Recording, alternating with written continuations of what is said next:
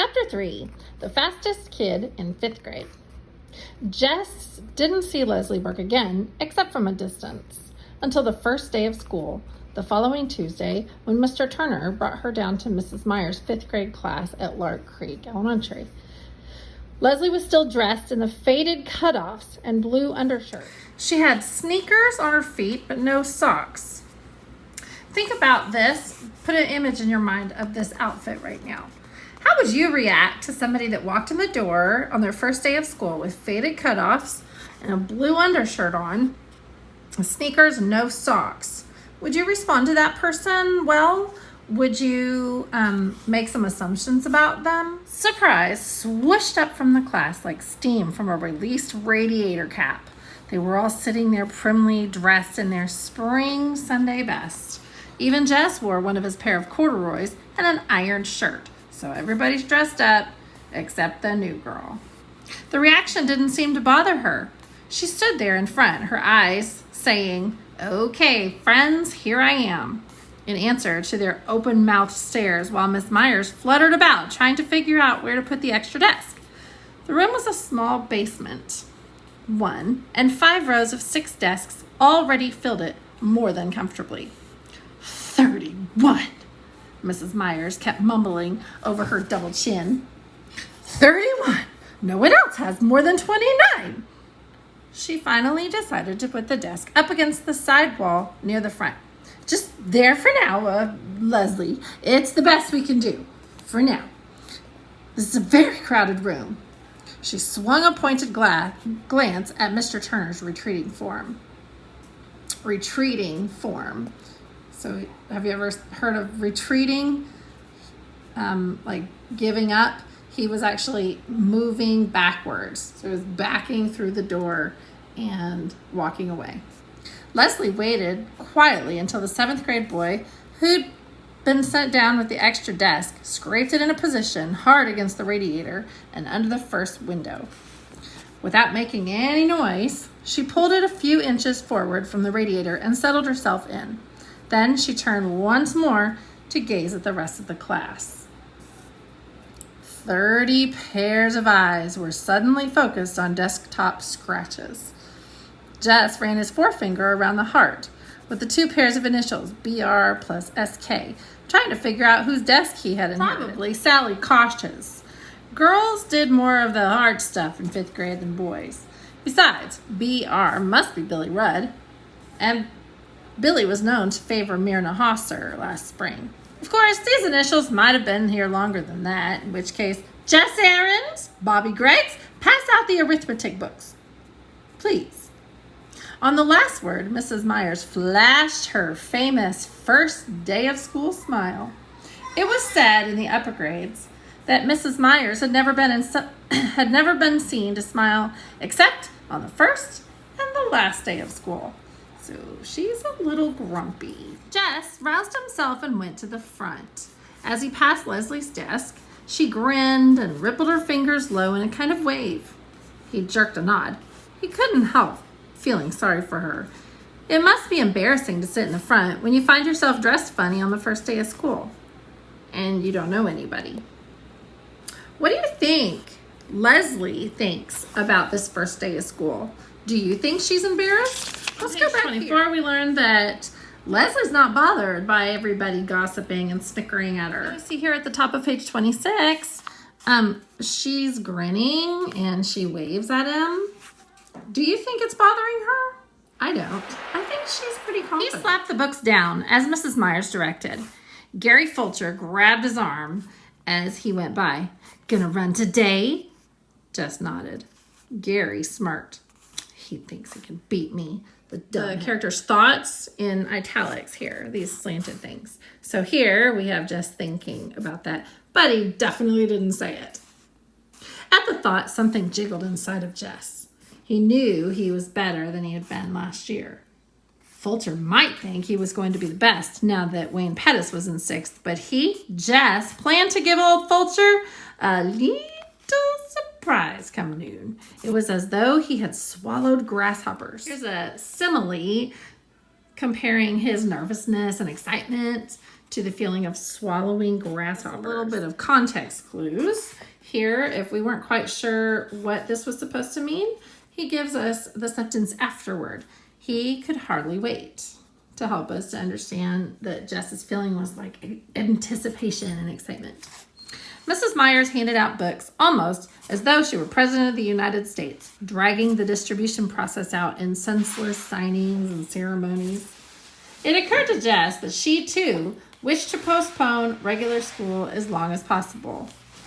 When it wasn't his turn to pass out books, Jess sneaked out a piece of notebook paper and drew it. He was toying with the idea of doing a whole book of drawings. He ought to choose one chief character and do a story about it. He scribbled several animals and tried to think of a name. A good title would get him started. The Haunted Hippo. He liked the ring of it. Herbie the Haunted Hippo. Even better. The Case of the Crooked Crocodile. Not bad.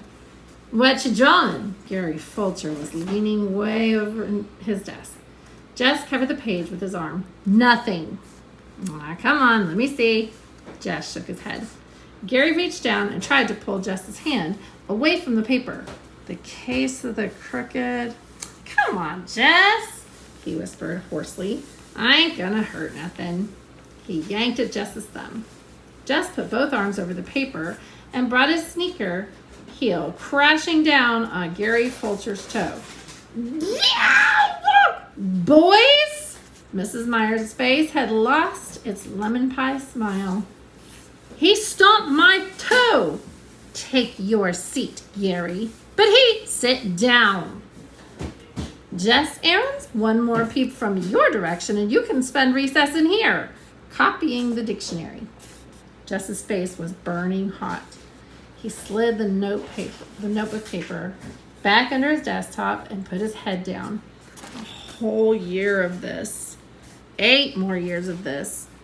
He wasn't sure he could stand it. The children ate lunch at their desks. The county had been promising Lark Creek a lunchroom for 20 years, but there never seemed to be enough money.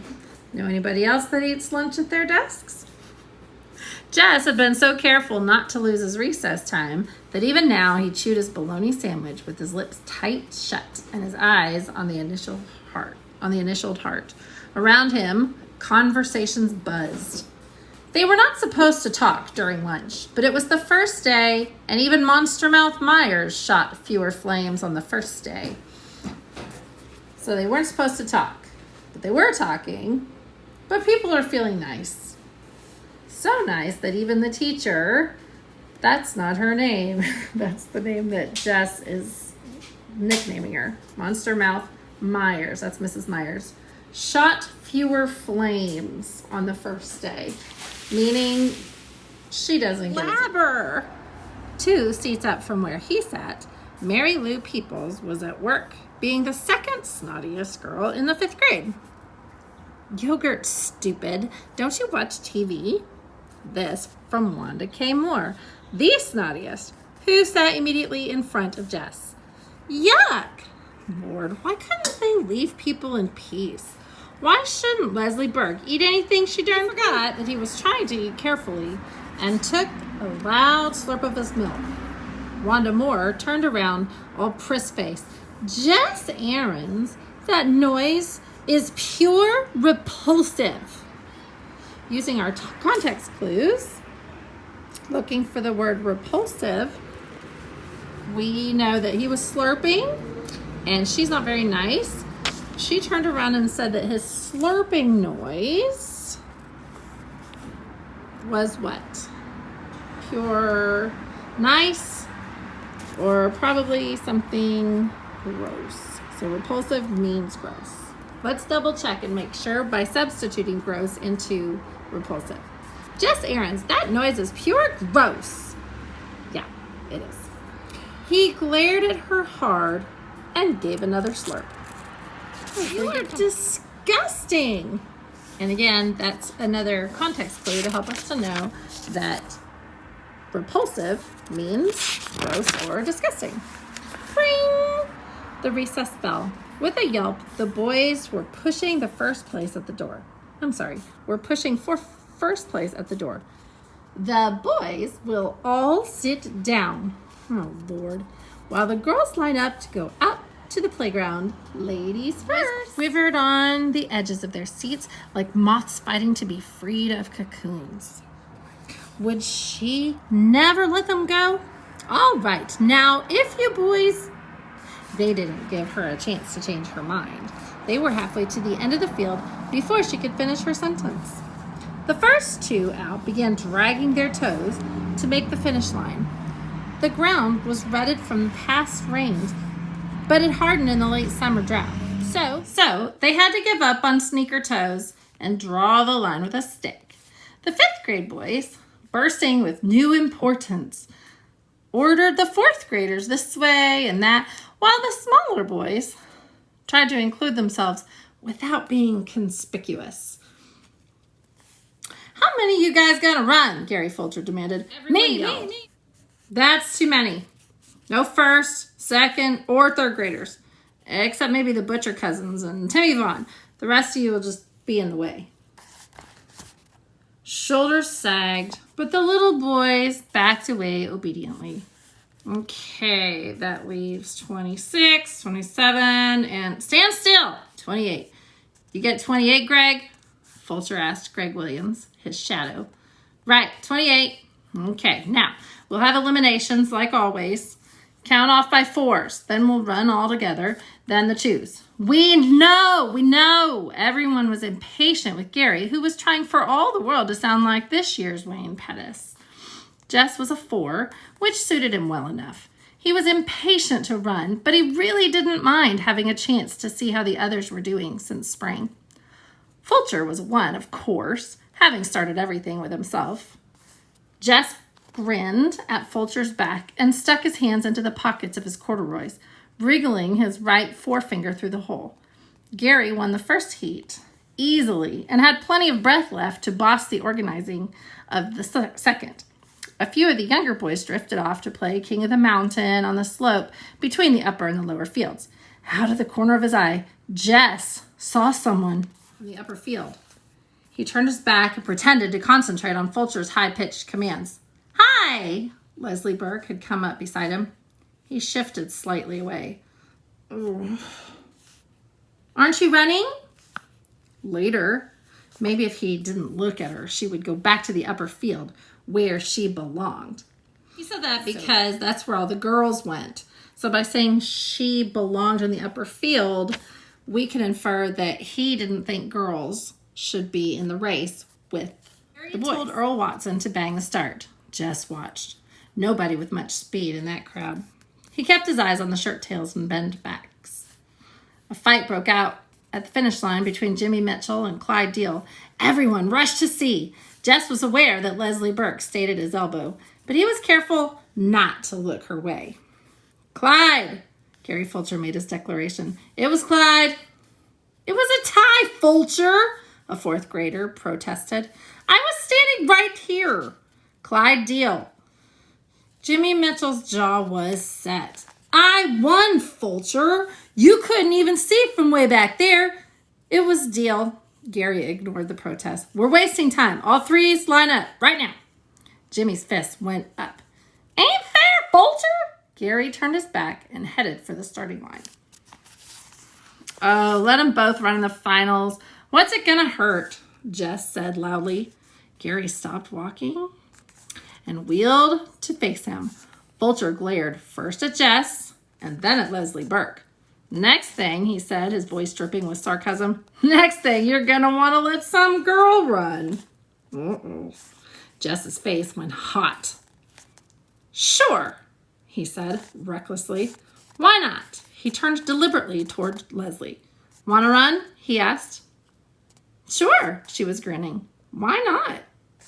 We already read that Jess doesn't really want her racing. He wants her to go back to the upper field where he thinks the girls belong. Mad, not at Leslie, but mostly mad at Gary Fulcher trying to be the boss. So he did this just to kind of spite Gary Fulcher, just to make him mad.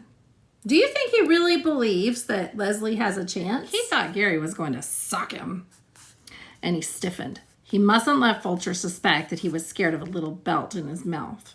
But instead, Gary broke into a trot and started bossing the 3s into line for their heat. "You can run with the 4s, Leslie." He said it loudly enough to make sure Fulcher could hear him, and then concentrated on the runners. "See," he told himself, "you can stand up to a creep like Fulcher. No sweat." Bobby Miller won the 3s easily. He was the best of the 4th graders, almost as fast as Fulcher, but not as good as me, Jess thought. He was beginning to get really excited now. There wasn't anybody in the 4s who could give him much of a race. Still, it would be better to give Fulcher a scare by running well in the heat. He moved a tiny bit to the left, but she didn't seem to notice. At the bang, Jess shot forward. It felt good, even the rough ground against the bottom of his worn sneakers. He was pumping good. He could almost smell Gary Fulcher's surprise at his improvement. The crowd was noisier than they'd been during the other heats. Maybe they were all noticing. He wanted to look back and see where the others were, but he resisted the temptation. It would seem conceited to look back. He concentrated on the line ahead. It was nearing with every step. "Oh, Miss Bessie, if you could see me now." A lot of description on this paragraph so that we can really build suspense and feel like we're right there in the race with Jess. He saw it. Someone was moving up. He automatically pumped harder. Then the shape was there in his sideways visions. Then suddenly, pulling ahead, he forced himself now. His breath was choking him and the sweat was on his eyes, but he saw the figure anyhow. The faded cutoffs crossed the line in a full 3 feet ahead of him. And who is it, do you think, with the faded cutoffs? It was Leslie. Leslie turned to face him with a wide smile on her tanned face. Not upset about this at all. She's not, she doesn't really even care about this race. She's just smiling and waving again. This is not important to her. Can you imagine how much worse that makes it for Jess Aarons? Because he's been practicing all summer. And then this girl comes in that he invited and beat him. He stumbled and without a word began half walking, half trotting over the starting line. This was the day he was going to be champion, the best runner of the 4th and 5th grade. And he hadn't even won his heat. There was no cheering at either end of the field. The rest of the boys seemed as stunned as he. The teasing would come later, he felt sure. But at least for the moment, none of them were talking. "Okay," Fulcher took over. He tried to appear very much in charge. "Okay, you guys, you line up in the finals." He walked over to Leslie. "Okay, you had your fun. You can run on up to the hopscotch now." "But I won the heat," she said. Gary lowered his head like a bull. "Girls aren't supposed to play on the lower field. Better get up there before one of the teachers sees you." "I want to run," she said quietly. "You already did." "What's the matter, Fulcher?" All Jess's anger was bubbling out. He couldn't seem to stop the flow. "What's the matter? Scared to race her?" Fulcher's fist went up, but Jess walked away from it. Fulcher would have to let her run now, he knew. And Fulcher did, angrily and grudgingly. She beat him. She came in first and turned her large, shining eyes on a bunch of dumb, sweating, mad faces. The bell rang. Jess started across the lower field, his hands still and deep in his pockets. She caught up with him. He took his hands out and began to trot toward the hill. She'd got him in enough trouble. She speeded up and refused to be shaken off. "Yeah, for what?" he was thinking. "You're the only kid in this whole darn school who's worth shooting." He wasn't sure. He thought her voice was quivering. But he wasn't going to start feeling sorry for her now. Do you think her voice was quivering? We know she's confident, but she's also a human, and it's her first day of school, and she's already been picked on and been given a hard time. But I bet she's a little proud, maybe too proud to cry in front of everybody, especially considering that it was her first day of school. "So shoot me," he said. On the bus that afternoon, he did something he had never thought he would do. he sat down beside Maybelle. It was the only way he could make sure he wouldn't have Leslie plunking herself down beside him. Lord, the girl had no notion of what you did and didn't do. He stared out the window, but he knew she had come and was sitting across the aisle from them. He heard her say Jess once, but the bus was noisy enough that he could pretend he hadn't heard. When they came to the stop, he grabbed Maybelle's hand and dragged her off, conscious that Leslie was right behind them. But she didn't try to speak to him again, nor did she follow them. She just took off running to the old Perkins place. He couldn't help turning to watch. She ran as though it was her nature. So she's so good at running that it comes natural to her. It reminded him of the flight of wild ducks in the autumn. So smooth. The word beautiful came to mind, but he shook it away and hurried up toward the house.